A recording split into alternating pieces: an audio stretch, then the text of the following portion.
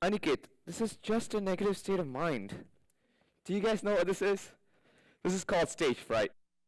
Hello everyone, my name is Aniket Naravane, and I bet all of you guys have gone through this terrible experience. Warren Buffett, one of the richest men in the world, once said, "Mastering public speaking early in your life will be a huge asset for you for the next 50 to 60 years. But if you don't, it will be a great liability." So here I am, overcoming my stage fears. Stage fears hold a lot of people behind in the academic and corporate world. For example, if a doctorate student wants to defend his thesis, he won't be able to do that if he has stage fright, and he won't get the title he deserves. Or there's some people with brilliant ideas that could revolutionize the world. But due to stage fright, those ideas will just remain ideas. There are many techniques you could use to get over stage fright, but not all are efficient. For example, you could act like you're a different person. This shrouds yourself from the audience, but it lacks the personal touch. But before dealing with techniques, let's talk about what causes it. Stage fright or glossophobia is mostly caused by being underprepared.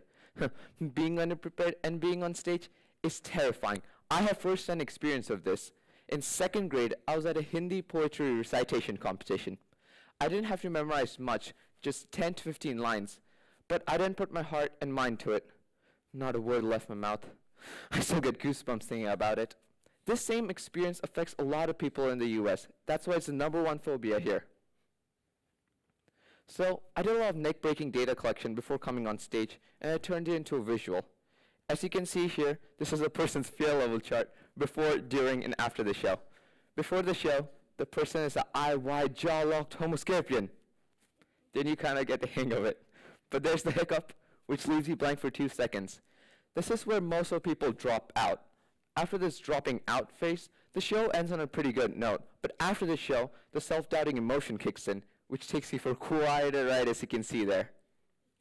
So I created for you guys 5 steps to get over stage fright and maybe improve your overall performance. Number 1, understand your message.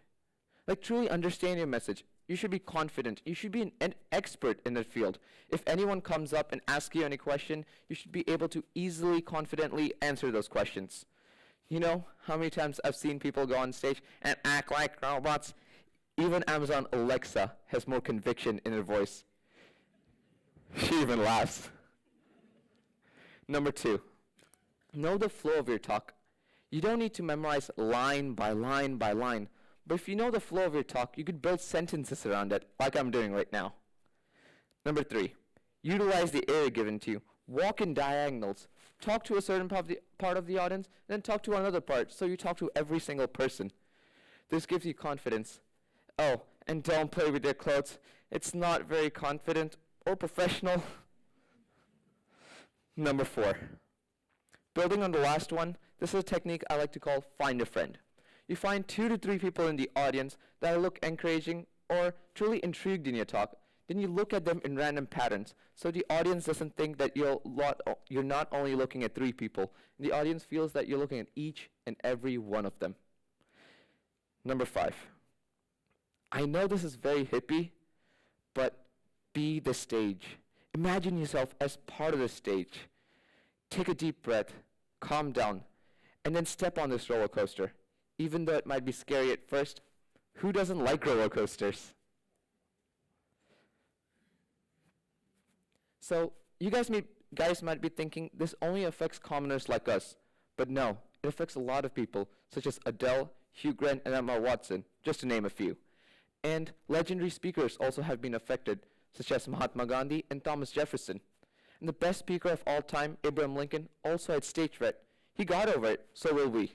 So for all the future TEDers, comedians, speakers, breathe in, breathe out, and then step on the stage.